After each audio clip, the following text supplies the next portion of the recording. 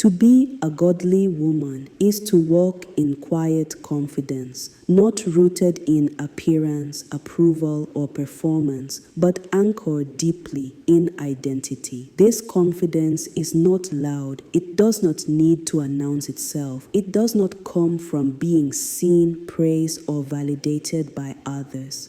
It comes from knowing at the core of your being who you belong to. A godly woman knows who she is, not because the world affirmed her, but because God defined her. She understands that seasons change, opinions shift, and circumstances rise and fall.